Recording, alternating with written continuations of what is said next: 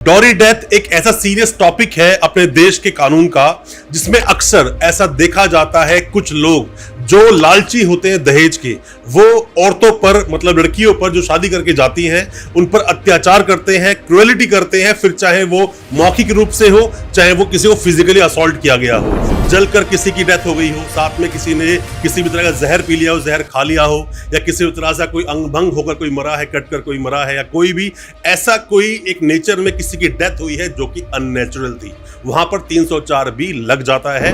दोस्तों, अपने देश में जितनी भी डेथ, जितनी भी मौत होती है हर साल, उन्हीं मौतों में से कई सारी मौत ऐसी होती है जो कि डॉरी डेथ में काउंट होती है। डॉरी डेथ एक ऐसा सीरियस टॉपिक है अपने देश के कानून का जिसमें अक्सर ऐसा देखा जाता है कुछ लोग जो लालची होते हैं दहेज के, वो औरतों पर मतलब लड़कियों पर जो शादी करके जाती हैं उन पर अत्याचार करते हैं, क्रुएलिटी करते हैं, फिर चाहे वो मौखिक रूप से हो चाहे वो किसी को फिजिकली असॉल्ट किया गया हो, मतलब मारपीट से हो या ताने कसना हो, दोनों ही आता है क्रुएलिटी के अंदर। दोस्तों, डॉरी डेथ में जो भी डेथ होती है, जो मौत होती है, उनके केस कैसे चलते हैं, कितनी उनमें मिनिमम सजा होती है, कितनी मैक्सिमम सजा होती है, क्या बोलते हैं जजमेंट्स जो वक्त वक्त पर आते हैं, सुप्रीम कोर्ट तक वो केस पहुंचते हैं।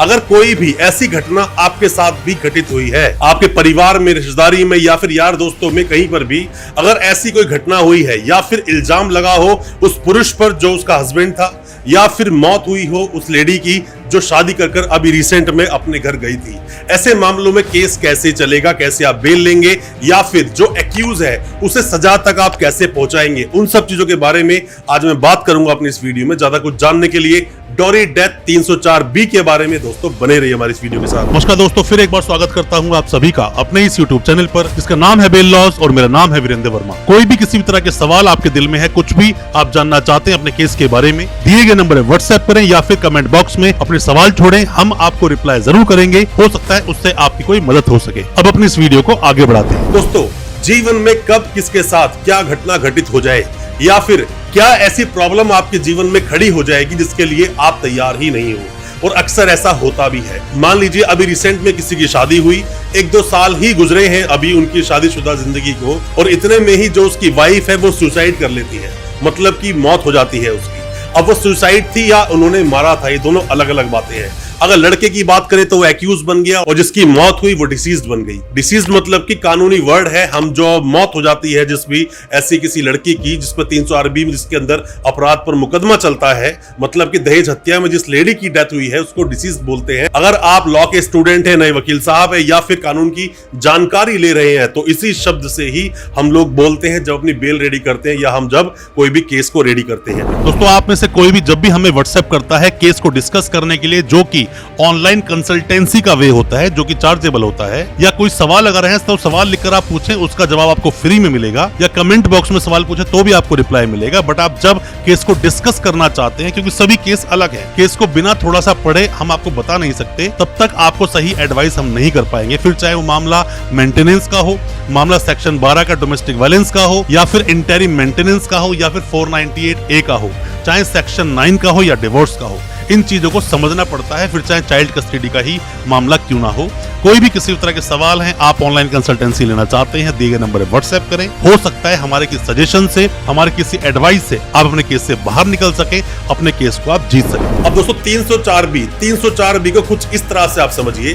304B का मतलब दहेज हत्या।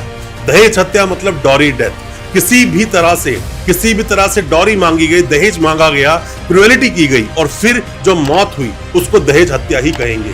मतलब कि इसमें कुछ चीजें, 3 बातें मेन होना बहुत जरूरी है, 3 चीजों का, 3 एलिमेंट्स का होना बहुत जरूरी है, तभी ये डॉरी डेथ बनेगा, वरना ये डॉरी डेथ नहीं बनता है। सबसे पहली बात, जो मौत हुई, जो लड़की की मृत्यु होती है, अब वो सुसाइड हुई या फिर किसी ने मारा, इन दोनों ही मामलों में 7 साल के अंदर वो घटना होनी चाहिए। 7 साल से ऊपर गई तो बात अलग है, पर 7 साल के अंदर हुआ तो लड़के को तो जेल जाना ही होगा, उससे कोई बचा नहीं सकता। और साथ में ही अगर ऐसा कोई कंडक्ट था जिसमें कि उसकी मदर भी थी, फादर भी, उसकी सिस्टर, उसके ब्रदर, उन सब का भी नाम आता है। 304B में जब FIR लॉन्च होती है, साथ में ही 498A भी लगता है, 34 भी लगाया जाता है, 302 पर भी लगाया जाता है। इन मामलों के अंदर 302 पर भी कार्रवाई चलती है। अब इस मामले, पहली बात तो 7 साल से पहले होनी चाहिए वो मौत। दूसरी बात, क्रुएलिटी होनी चाहिए। क्रुएलिटी किस तरह की होनी चाहिए? फिर चाहे मौखिक हो या किसी को मारना हो, मारपीट करना हो किसी के साथ में, वो दोनों ही क्रुएलिटी की श्रेणी में आता है। कि मारपीट आपने बहुत ज्यादा साथ में किसी की है, ऐसा कंडक्ट आप करते आ रहे हो, या फिर किसी को आप गलत अपशब्द इस्तेमाल करते हो, आप इस्तेमाल करते हो, आपकी सिस्टर इस्तेमाल करती है, लड़के की बात मैं कर रहा हूं, या उसकी मदर करे, उसके फादर करे, सभी उसी के अंदर आते हैं। तो जब पुलिस एफआईआर दर्ज करती है तो वहां 34 का इस्तेमाल करती है। साथ में ही एक और चीज, तीसरी बात क्या आती है? तीसरा एलिमेंट यह है कि कंडक्ट कैसा था। मतलब कि शादी तो हो गई, लड़का और लड़की साथ में रह रहे हैं, अब उनका कंडक्ट कैसा है?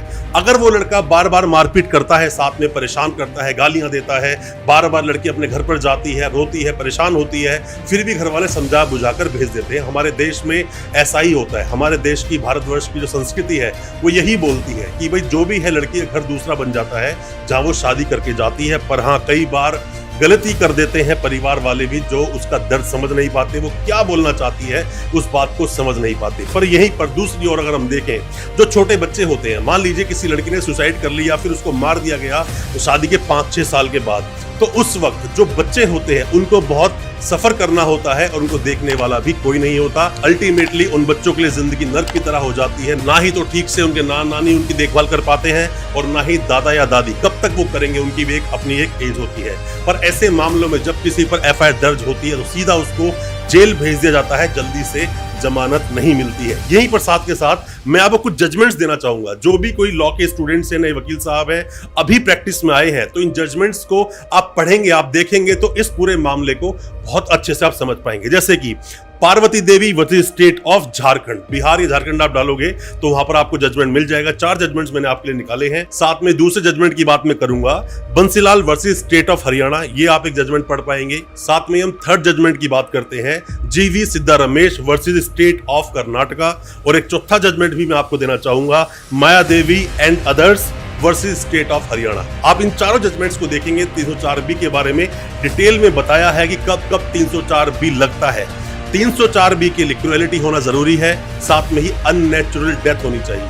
अननेचुरल डेथ है तो ही 304B में आएगा, और तभी क्रुएलिटी के साथ साथ में ही यहाँ पर 498A लगाया जाएगा, 34 लगाई जाएगी, और साथ में ही अगर मौत हो गई है लड़की की तो वहां 302 लगाया जाएगा। पर आप अगर लॉ के स्टूडेंट हो तो आप इसी को एविडेंस एक्ट के 113A के साथ इसको पढ़ोगे तो आपको और अच्छे से समझ आ पाएगा होता क्या है। इस मामले में दोस्तों होता क्या है, लड़की चाहे सुसाइड करे चाहे उसका मर्डर हो, किसी भी कंडीशन में डेथ हुई हो, डेथ जो होती है जहां पर 304B अप्लाई हो जाती है, वहां कैसे होता है? जलकर किसी की डेथ हो गई हो, साथ में किसी ने किसी भी तरह का जहर पी लिया हो, जहर खा लिया हो, या किसी भी तरह से कोई अंग भंग होकर कोई मरा है, कट कर कोई मरा है, या कोई भी ऐसा कोई एक नेचर में किसी की डेथ हुई है जो कि अननेचुरल थी, वहां पर 304B लग जाता है, और साथ में 302 भी अप्लाई कर दिया जाता है। अब दोस्तों इसी में हम सजा की बात कर लेते हैं। कितनी सजा का प्रावधान है जो आईपीसी बोलता है?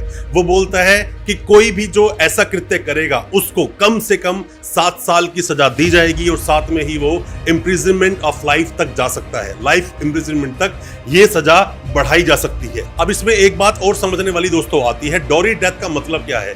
डॉरी डेथ मतलब कि किसी भी तरह से दहेज मांगा गया हो, शादी हो गई, 2-3 साल के बाद में कोई दहेज की डिमांड करते हैं कि अपने घर से इतना पैसा लेकर आओ, और आप अगर इतना पैसा लेकर नहीं आते हो तो आपको मारेंगे, पीटेंगे, या फिर जान से मारने की धमकी दी जाती है।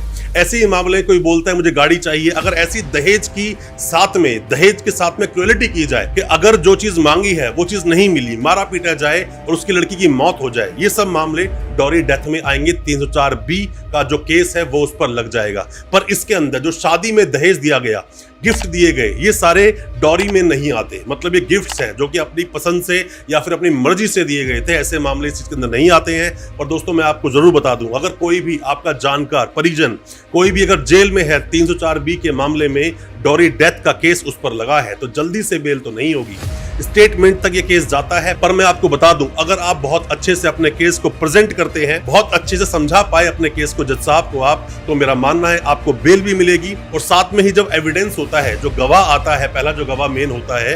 और ज्यादातर ऐसे केसों में देखा गया जाता है, ज्यादातर उसकी मदर होती है लड़की की, या फादर होते हैं, या भाई होता है, या सिस्टर होती है। पहले जब वो गवाही पर आते हैं, आपके वकील साहब क्रॉस करते हैं, और अगर क्रॉस में तोड़ पाए तो बहुत आसानी से आपकी बेल हो जाती है। कोई भी किसी भी तरह के सवाल आपके दिल में है डॉरी डेथ को लेकर, आप सवाल पूछिए अपना, हम उस पर रिप्लाई जरूर करेंगे, कोशिश करेंगे आपके हर तरह के डाउट्स को क्लियर करने की। दोस्तों अच्छा लगा आज का वीडियो, हमारी वीडियो को ज्यादा से ज्यादा अपने दोस्तों परिजन परिवार में शेयर करें ताकि वो भी अपने आप को कानूनी जानकार बना सके। बहुत बहुत शुक्रिया दोस्त, धन्यवाद हमारे इस वीडियो के साथ बने रहने के लिए।